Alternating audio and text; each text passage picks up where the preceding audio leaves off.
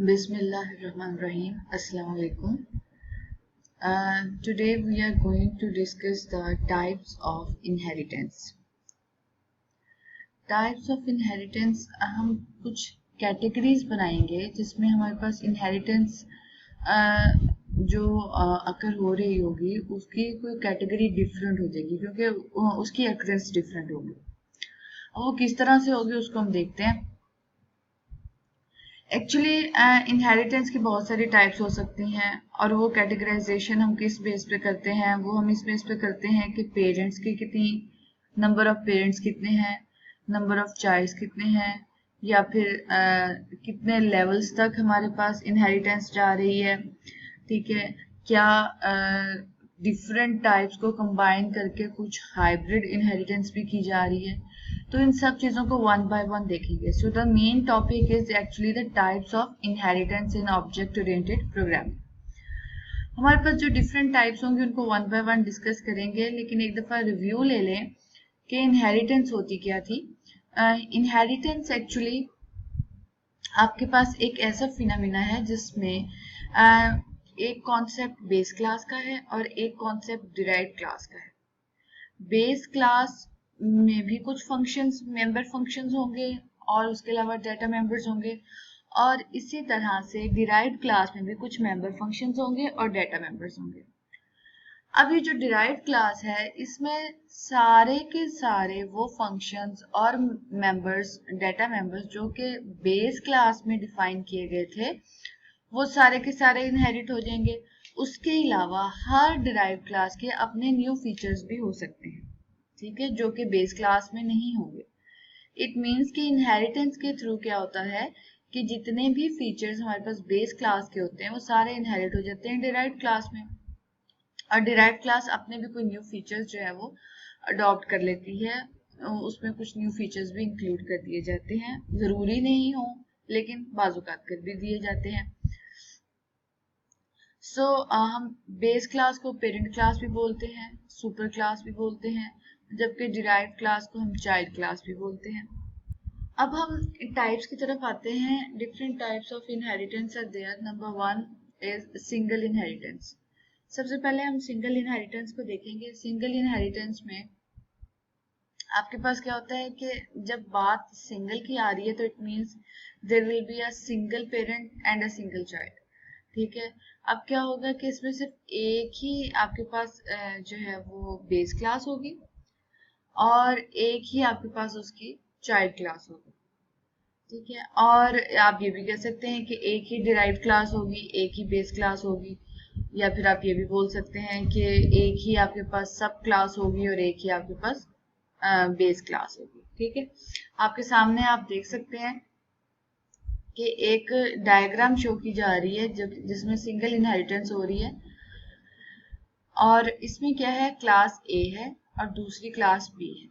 इनको हमने एक रेक्टेंगल्स में शो किया हुआ है, और ये एरो ये शो कर रहा है, एरो की डायरेक्शन शो कर रही है कि class A is the base class और उससे इनहेरिट हो रहे हैं क्लास बी में फीचर्स। ठीक है, this is the derived class. Class ए के जितने भी फीचर्स होंगे वो सारे क्लास बी में आ जाएंगे, और उसके अलावा क्लास बी के कुछ अपने भी न्यू फीचर्स हो सकते हैं। So this is the base class and this one is the derived class. ये भी सिंगल है, ये भी सिंगल है। So this is the demonstration of single inheritance. In single inheritance, a class is allowed to inherit from only one class. एक class हम जो है, कोई भी एक क्लास है उसको हम अलाउ करते हैं कि किसी दूसरी एक ही क्लास से इनहेरिटेंस कर सके। ठीक है, और इसका मीनिंग ये है कि एक सब क्लास जो है, वन सब class is inherited by one base class only. ठीक है, एक बेस क्लास इसमें इन्वॉल्व होगी, एक सब क्लास इन्वॉल्व होगी। अब इसका सिंटेक्स देखते हैं। सबसे पहले तो ये है कि क्लास ए, क्योंकि बेस क्लास है तो क्लास कीवर्ड यूज होगा, उसके बाद ए उसका नाम है वो होगा, this is the starting of class A, this is the closing of class a body, और ये सेमीकोलन लगना जरूरी है क्योंकि ये क्लास को हम शो कर रहे हैं। उसके बाद आप देख सकते हैं कि हमने क्लास बी, क्योंकि इनहेरिट किया है क्लास बी ने, class B is the derived class, class B is a sub class, class B is a child class. आप कुछ भी इसको नाम दे सकते हैं। और किससे डिराइव किया है इसने, किसको इनहेरिट किया है इसने, ए को किया है। किस मॉड में इनहेरिट किया है, पब्लिक में किया है। इसका मतलब है उसके सारे डाटा मेंबर्स को, डाटा फंक्शंस को इनहेरिट कर सकती है, उनको एक्सेस कर सकती है। So class B is inherited by the public A. अब ये जो कॉलन दरम्यान में लगाया है ये सिंटैक्स है। दिस इज द, ये शो करता है कि आपके पास कॉलन के लेफ्ट साइड पे चाइल्ड क्लास है और कॉलन के राइट साइड पे जो है वो आपके पास क्या है, बेस क्लास है। आप ये भी कह सकते हैं कि जो डिराइव्ड क्लास है वो बी आपके पास लेफ्ट साइड पे होगी और जो सुपर क्लास या बेस क्लास है वो राइट साइड पे होगी। ठीक है, और उसका एक्सेस स्पेसिफायर बताया जाएगा कि इसको किस मोड में हम एक्सेस कर रहे हैं। अब ये उसकी बॉडी है, स्टार्ट हुई और ये क्लोज हो गई। ठीक है, तो आप देख सकते हैं कि सिंगल इनहेरिटेंस इसमें हुई है। सिंपल क्या है कि क्लास बी को इनहेरिट किया है क्लास ए से, दैट्स इट। अब हम बात करेंगे मल्टी लेवल इनहेरिटेंस की। मल्टी लेवल इनहेरिटेंस क्या होता है कि आपके पास लेवल्स बन जाते हैं, डिफरेंट लेवल्स, जैसे डिफरेंट बिल्डिंग फ्लोर्स होती हैं। ठीक है, आप कहते हैं ये जी बेसमेंट है, ये ग्राउंड फ्लोर है और ये फर्स्ट फ्लोर, सेकंड, थर्ड, इस तरह से जिस तरह से वो लेवल्स होते हैं, इसी तरह से इनहेरिटेंस में भी डिफरेंट लेवल्स होंगे। ठीक है, अब वो जो लेवल्स होंगे वो हम किस तरह से डेमोन्स्ट्रेट कर सकते हैं, हम कह सकते हैं कि एक तो बेस क्लास है, उससे एक हमने क्लास डिराइव की। अब हम उस डिराइव क्लास से मजीद कोई और क्लास डिराइव कर सकते हैं। अब वो जो न्यू क्लास डिराइव हुई उससे हम कोई और क्लास डिराइव कर सकते हैं। इसका मतलब है कि एक वक्त में जो डिराइव क्लास है वो नेक्स्ट टाइम पे किसी के लिए बेस क्लास भी बन जाती है। लाइक आप देख सकते हैं इसमें हम बता रहे हैं कि इन C++ programming not only you can derive a class from the base class but you can also derive a class from the derived class. आप किसी डिराइव्ड क्लास से भी आगे क्लासेस डिराइव कर सकते हैं। और इस इनहेरिटेंस को हम बोलते हैं मल्टी लेवल इनहेरिटेंस। आप किसी भी लेवल तक जा सकते हैं, 2, 3, 4, 5 या जितनी भी आपको रिक्वायर्ड है आप वहां तक इनहेरिटेंस को लेके जा सकते हैं। अब आप देख सकते हैं कि this is the class A, this is the base class. आपको कोई कॉलन नहीं नजर आ रहा, ये सिंटेक्स है किसको, क्लास को शो करने का, कि क्लास का हमारे पास कीवर्ड आएगा, उसके बाद क्लास का नेम आएगा, फिर स्टार्टिंग ब्रैकेट, क्लोजिंग ब्रैकेट होगी और फिर ये सेमीकोलन आएगा।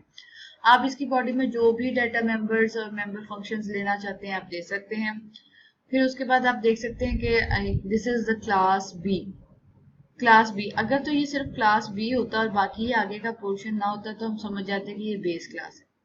लेकिन आप देख सकते हैं कि इसके आगे कॉलन है और कॉलन के बाद उसका एक्सेस स्पेसिफायर बताया गया है और एक क्लास का नाम दिया गया है ए।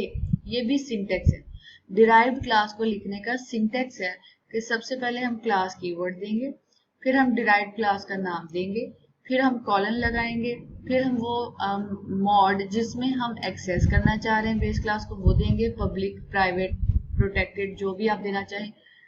और फिर उसके बाद बेस क्लास का नाम, जिस क्लास से आपने उसको डिराइव किया है। ठीक है, तो यहाँ पे आप देख सकते हैं this is the base class ए, हमने बी को ए से डिराइव किया। इसका मतलब है ए के सारे फीचर्स किस में आ जाएंगे, बी में आ जाएंगे। ये बी की बॉडी है जो कि शो की जा रही है। ठीक है, इसमें आप जो भी मेंबर फंक्शंस, डाटा फंक्शंस देना चाहें आप दे सकते हैं। फिर उसके बाद क्लास सी आपको एक नजर आ रही है। अब इस दफा देखें कॉलन भी है और साथ में हमारे पास कुछ आगे दिया हुआ है, लेकिन इस दफा क्या है कि ये जो क्लास सी है ये भी डिराइव्ड क्लास है, लेकिन किससे डिराइव हुई है, ये बी से डिराइव हुई है, नॉट फ्रॉम ए से नहीं बल्कि बी से हुई है। ठीक है, बी तो खुद एक डिराइव्ड क्लास थी, लेकिन आप बी जो एक डिराइव्ड क्लास है उससे भी एक और क्लास डिराइव कर सकते हैं। This is the multi level inheritance, ये है मल्टी लेवल इनहेरिटेंस। ठीक है, कि आप एक क्लास से दूसरी क्लास को इनहेरिट कर रहे हैं। तो ये आपके सामने एक सिंपल सा सिंटेक्स है जिसमें आप देख सकते हैं this is the base class, A से आपने डिराइव किया बी को, ये आप नजर आ सकता है, और फिर आपने बी से डिराइव किया सी को। इसका मतलब है ए के सारे फीचर्स बी में होंगे और बी के सारे फीचर्स सी में होंगे। तो ये है मल्टी लेवल इनहेरिटेंस।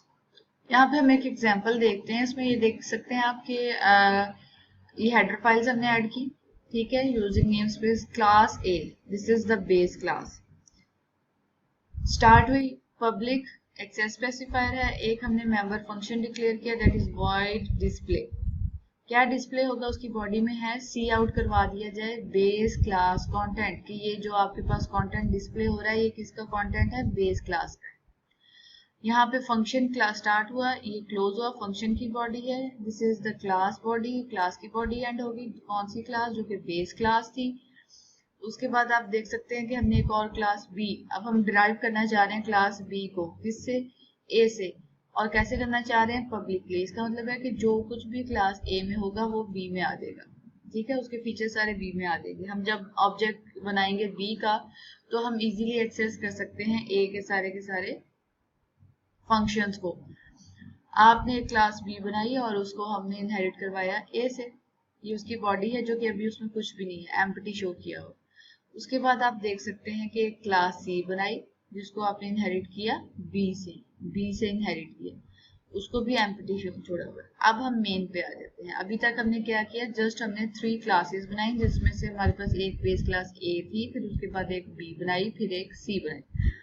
ए में हमने एक डिस्प्ले का फंक्शन शो किया था जो कि बी में भी नहीं है और सी में भी, वैसे हमने उसकी मतलब राइट डाउन नहीं किया, लेकिन क्योंकि इनहेरिट किया हुआ है ए ने बी को, तो ए में था जी डिस्प्ले, ठीक है, क्योंकि ए ने बी को बी ने ए को इनहेरिट किया हुआ था। और आप देख सकते हैं कि ये आपके पास एक फंक्शन था डिस्प्ले जो कि किस में है, ए में है, ठीक है, ये ए में एक फंक्शन है डिस्प्ले। अब क्या हुआ कि जब ए को इनहेरिट किया बी ने तो ये फंक्शन ऑटोमेटिकली इसमें भी इनहेरिट हो गया। अब बी के पास ही फंक्शन है, बी ने जब सी ने जब बी को इनहेरिट किया तो सी में भी वो फंक्शन पहुंच गया, लेकिन हमने, आप देख सकते हैं कि इसकी बॉडी में हमने लिखा कुछ नहीं, लेकिन अब हम जो भी फंक्शन अगर कॉल करेंगे बी का ऑब्जेक्ट बना के या सी का ऑब्जेक्ट बना के, तो वो फंक्शन डिस्प्ले कौन सा कॉल होगा, जो कि बेस क्लास ए में दिया गया था। देखते हैं कैसे होता है। अब हम देख सकते हैं कि इंट मेन, हम मेन में आ गए, स्टार्ट हो गया मेन यहाँ पे, और ये है सी क्या था, ये क्लास सी का नाम है सी, और OBJ ऑब्जेक्ट का नाम है। अब हमने किसी और क्लास का कोई ऑब्जेक्ट नहीं बनाया, हमने किसका ऑब्जेक्ट बनाया है, सी का ऑब्जेक्ट बनाया। हमारी मर्जी, हम जिस मर्जी क्लास का ऑब्जेक्ट बना ले। हमने एक ऑब्जेक्ट बनाया जिसकी अभी हम बता सकते हैं कि डेटा टाइप क्या है, यूजर डिफाइंड डेटा टाइप, या आप कह सकते हैं क्लास है, दैट इज सी, ये इसकी डेटा टाइप है। अब हमने OBJ से जब डिस्प्ले को एक्सेस किया तो फिर हमारे पास रिजल्ट क्या आना चाहिए, सी का ऑब्जेक्ट बनाया, ठीक है, सी का ऑब्जेक्ट बन गया, इसी ऑब्जेक्ट से डिस्प्ले को एक्सेस किया, क्या आपको सी में डिस्प्ले नजर आ रहा है, नहीं, सी में डिस्प्ले नहीं है, तो फिर रिजल्ट हमारे पास क्या आ रहा है, आउटपुट आप देख सकते हैं कि आउटपुट हमारे पास आ रहा है बेस क्लास कंटेंट। इसका मतलब मैंने आपको बताया था कि ए के फीचर्स बी में आए, बी के फीचर्स सी में आए इनहेरिटेंस की वजह से। तो इस वजह से ये वाला डिस्प्ले कौन सा है, ये डिस्प्ले वो है जो कि क्लास ए में था, जो कि क्लास ए में आपके पास नजर आ रहा है ये, ठीक है, इनहेरिटेंस की वजह से उसी का कंटेंट आउटपुट में आया। जैसे ही OBJ डॉट डिस्प्ले पे आया, कंट्रोल यहाँ ट्रांसफर होगा, बेस क्लास कंटेंट उसका आउटपुट आएगा, और उसके बाद दोबारा वापस कंट्रोल जाएगा फंक्शन के, और फिर यहाँ से रिटर्न हो जाएगा, और आउटपुट में क्या आ जाएगा, बेस क्लास कंटेंट। ये डेमोन्स्ट्रेशन थी मल्टी लेवल की। अब सिंगल इनहेरिटेंस में सिंगल बेस क्लास, सिंगल आपके पास चाइल्ड क्लास, जबकि मल्टी लेवल इनहेरिटेंस में आपके पास क्या आता है कि बेस क्लास से एक डिराइव क्लास बनाई, अब उस डिराइव क्लास से फर्दर कोई डिराइव क्लास आप बना सकते हैं, और उससे फर्दर आप कोई डिराइव क्लास बना सकते हैं, ठीक है। अभी जो डिस्प्ले का फंक्शन है ये एक्चुअली ओवरराइड हो गया कि हमने ऑब्जेक्ट तो सी का क्रिएट किया, लेकिन ये फंक्शन कहाँ से कॉल हो रहा है, बेस क्लास ए से। So these are the two types of inheritance. Number one is a single and number two is multi-level.